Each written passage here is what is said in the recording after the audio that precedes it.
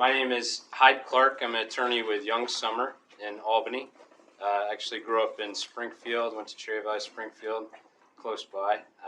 Went to SUNY Oneonta, Albany Law, and now live out in Albany and practice at a private firm there.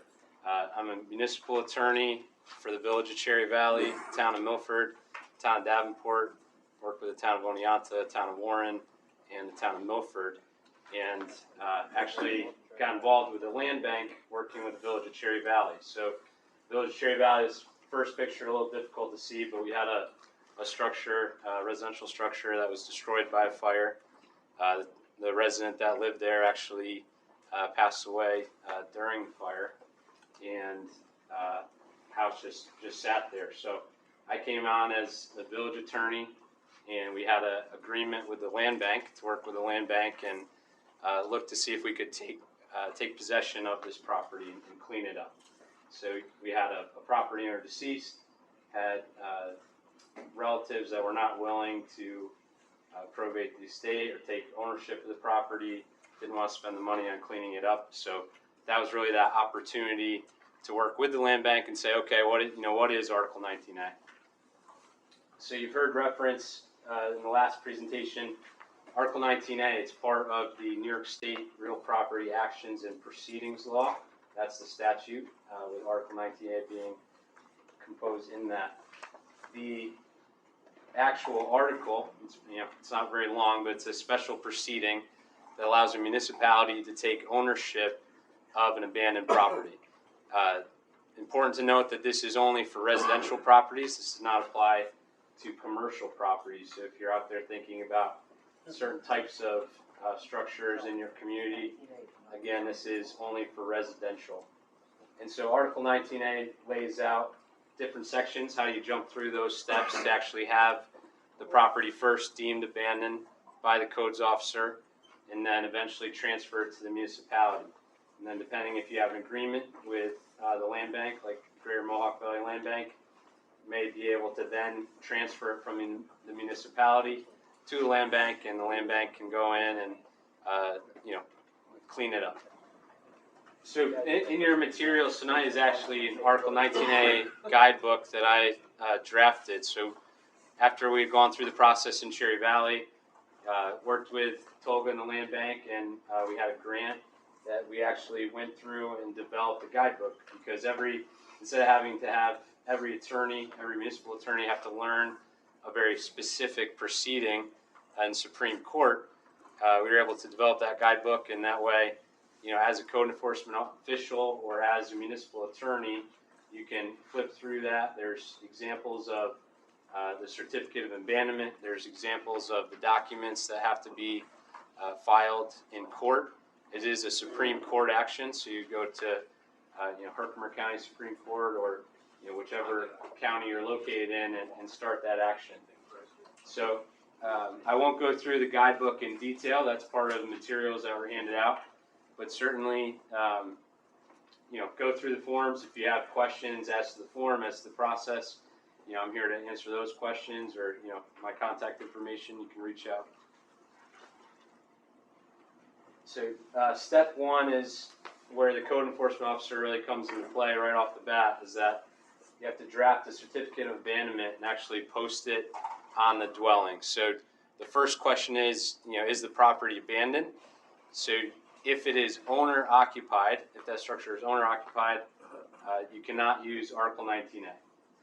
If the structure is occupied by a renter or a squatter, then you may proceed to that if rent has not been collected at the property. So you contact the property owner, figure out, is this person just in there and is not legally there under a lease or other agreement, or if they are they behind on their rent payments? Most of the time, you're going to have a building that's not occupied at all. We know that it's vacant, it's boarded up, or not boarded up, it's not secure, has open windows, foundations falling apart.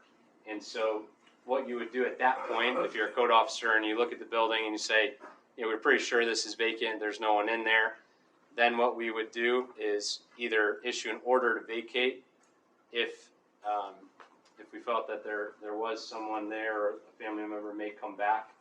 Or the second option would be to check to see if the taxes have been paid. So what we're looking to see is if it only has to be 1 year. So it's not the 3-year, that's for a county foreclosure. If the taxes are not paid for a period of 1 year, then you're able to deem the property abandoned.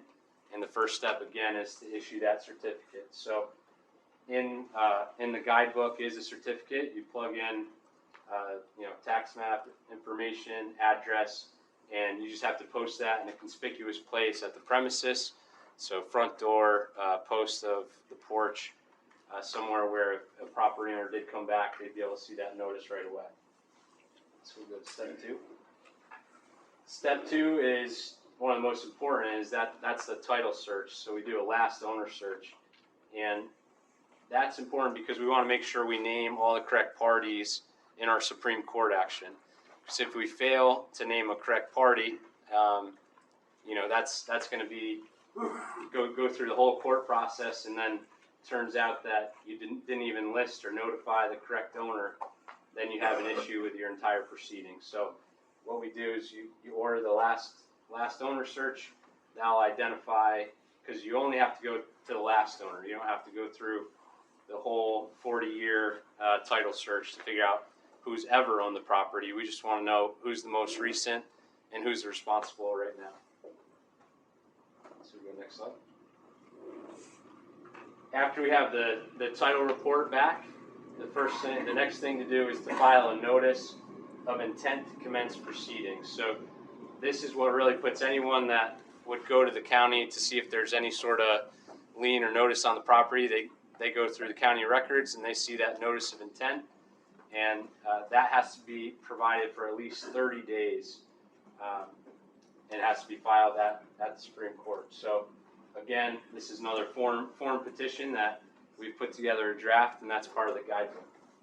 Once you allow the 30 days to pass, once that notice of intent's been filed for 30 days, then we can commence the proceeding, which is the actual petition. So you're going to go through that.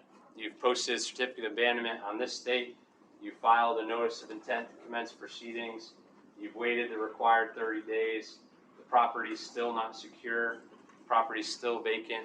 The property's still abandoned, and that you're moving forward with a petition to actually have this property transferred to the municipality. So this is where you're naming your last property owner. You're naming anyone that may have an interest, such as a lien, a mortgage, a judgment. All those parties have to be noticed, and that's also going to come up in your title search.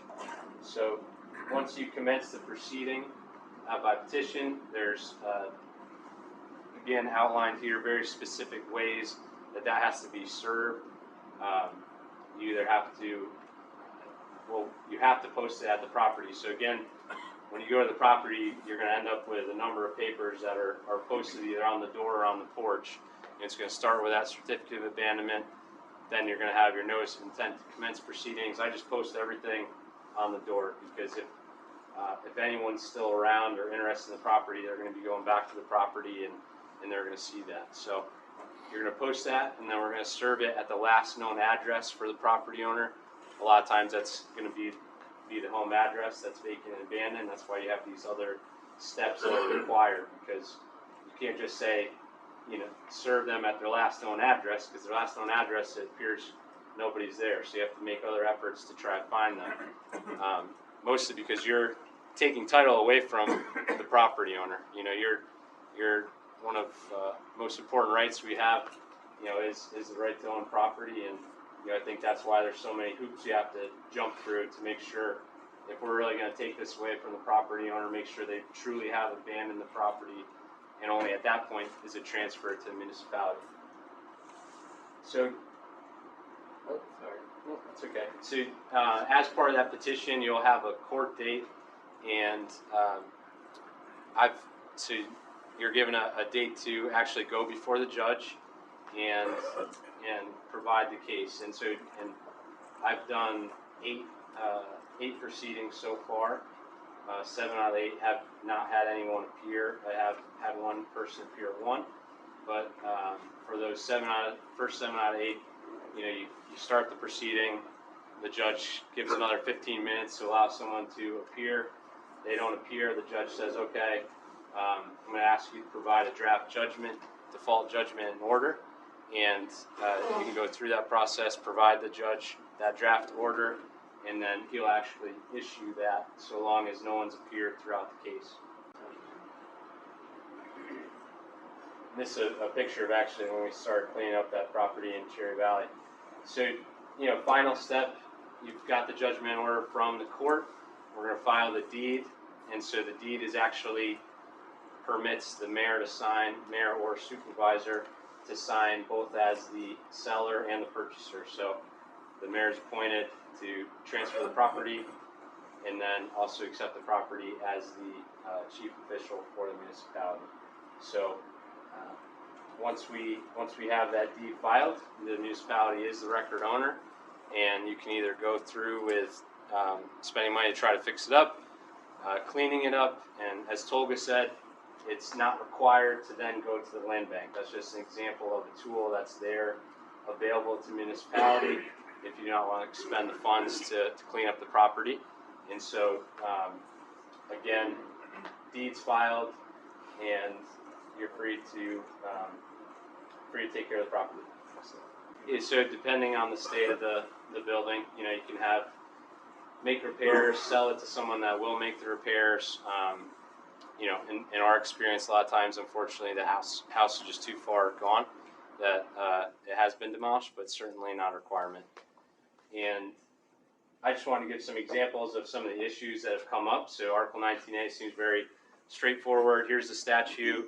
If I go through the steps in the statute, then I will obtain ownership to the property, but that's not always the case. Sometimes you have different things that come up. So again, that Cherry Valley property, owner is deceased in the fire that destroys the building.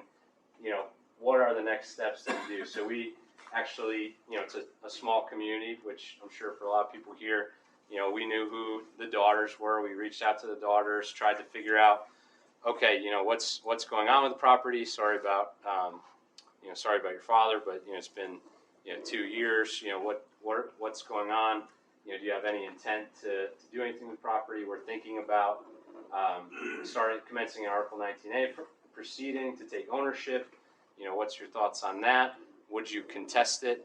So in any event, we were able to get an affidavit from the family that said, we're not going to contest this proceeding. So that goes a long way with the judge. The judge can then say, okay, well, you've identified the property owner was never changed out, but he's deceased. You've gone that extra step to figure out, okay, is there anyone else who has interest or may have interest in the property? And you could either name them, or if you're able to get that affidavit, then you don't have to name them, you don't have to serve them. So again, just that was more of like a case study of like what happens when the property owners are deceased. Just go that extra step. We live in small communities. We know who's related to who. We know so-and-so passed away. Let's reach out to the daughter, son, and say, hey, what's going on here? Will you contest it? That goes a long way in court. So that was that first case study. So again, I said I've done about 8 of these, and actually did have one property owner appear at that court appearance and tell the judge, hey, judge, this is abandoned. I'm working on the property, but the pictures here, a lot of the windows open, no work done. I mean, again, fire damage. I think fire damage in 2016 or 17. 16. Yeah. 16. We're in court in 2020, so he hasn't done a lot of work. But for a judge, prior to transferring property to a municipality, the judge in this case kind of put the brakes up and said, okay, we have the property owner here. Property owner, what steps are you going to take to actually bring this home into compliance? And so one lesson here that I learned again is that I'd gotten comfortable going to these court appearances, not having anybody there, not necessarily having to get into details about that specific property.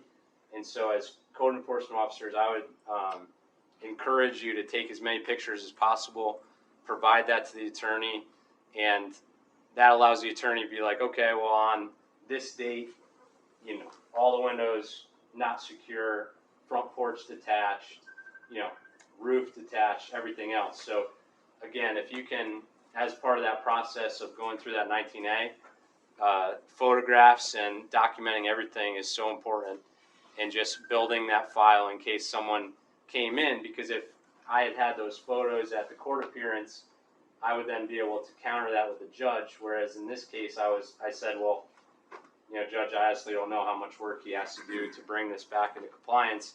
I know there's fire damage. I know it's extensive, but to that extent, if the property owner can bring in a estimate of what work it would take to bring this back into compliance, then we can come to an agreement on a reasonable time frame. So again, if that property owner comes in and you're before the judge, what you want to do is make sure that judge kind of holds the property owner to a timeline. Get another date whereby property owner has to come back with a list of repairs, a date by which property owner will complete the repairs, a date by which our code enforcement officer can go through the house, make sure that it's compliant, and just get those court-ordered dates so that you have a set timeline. Otherwise, you've gone through the whole proceeding and don't really have anything to show for it. So that was, again, a lot of times you're not going to have that property owner show up, but just knowing those additional steps you can take would be very helpful. And if I could add on this one, I give Hyde a lot of credit on this property because, you brought to us afterwards, when the owner showed up, he said ultimately, we want the house fixed up. So if this is what drives the owner to get off his butt and get in there and fix the repairs, and we don't have to tear it down, then that's better for everybody. But what ended up happening in this situation, I think our first court appearance was December of last year.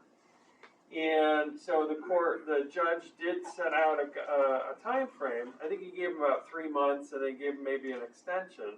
Well, what happened is often the case. This burned in 2016, was unsecured for years, many violations to get it secured. And then all of a sudden he was going to fix it up in 3 months. So what happened is the judge gave him the 3 months, and then he gave him a short extension after that. But at that point, based on the photographs, he recognized no progress was being made, and then he allowed it to continue. Yeah. But I think ultimately that's what we want to see. We want to see that there's, an opportunity for that to happen, and then if not, the judge was willing to continue, so we can move to demolish the house. Yeah, and as Tolga said, the message in court was always, look, if we can get this back on the tax rolls, we don't have to spend the money to demolish it. Let's do it that way, and gave them every opportunity to do that. But at some point, I think either the property owner couldn't get anyone in there to give quotes, or did have a quote and realized that that wasn't going to be feasible for him. So he eventually stopped coming to appearances. So. And sometimes what happens, like in this case, the owner will see that they'll be served, they'll see that the property is going to be taken away, and their instant reaction is, I got to protect the assets. But in the case of this house, when he came in, we also made it clear to him that he had $12,000 in back taxes. So one of two things would have happened. He would have fixed up the house, then the county could have immediately foreclosed. So he also needed to address those taxes. So it's one of these things where sometimes these people, they pick these up cheap and then they think they're just going to kind of skate by. So we made that clear to him from the start because, at the same time, like, I didn't necessarily want this guy to go and, spend $70,000 to fix the house up and then lose it to foreclosure like that. So we were very clear to him, you also have, significant tax liens on this property, and it was in such bad shape the county didn't foreclose. So, don't go throwing good money, after bad. So. Yeah. And so the last kind of case study here is our most recent one. This is in Dolgeville, and we've had a lot of back and forth just trying to figure out who that property owner is, and have gone back and forth with Herkimer County. Because a lot of times in these cases, it may have gone to tax foreclosure. There may have been a deed to the county. Was it recorded? Was it did the property owner redeem it at some point, get the property back? And so this was another case where when you order that title search, it's not always going to be crystal clear. Here's your owner, name the owner, and you get to move forward. We had a title search where it said the county owned it. We went to the county. They said we don't own it. Then we're back to title. Then we're back reviewing, tax foreclosure documents from 2005. What happened. So in this case, my recommendation again would be name as many people as you can. So if it's not clear who that property owner is, I'm just going back to that tax foreclosure period and naming everybody from that point on. Because again, you don't want to get to the end, get a judgment, and then have a property owner, pop out of nowhere and say, hey, you forgot to name me. I was actually the owner of the property. So again, name them. My other recommendation would be to always name the county, whether you're working with the county or not working with the county. A lot of times there's going to be back taxes. They're going to have a financial interest in that because they've redeemed those taxes. And so you want to either have them on board or you want to name them as an interested party, as a potential lien holder, and make sure that they're part of that process as well.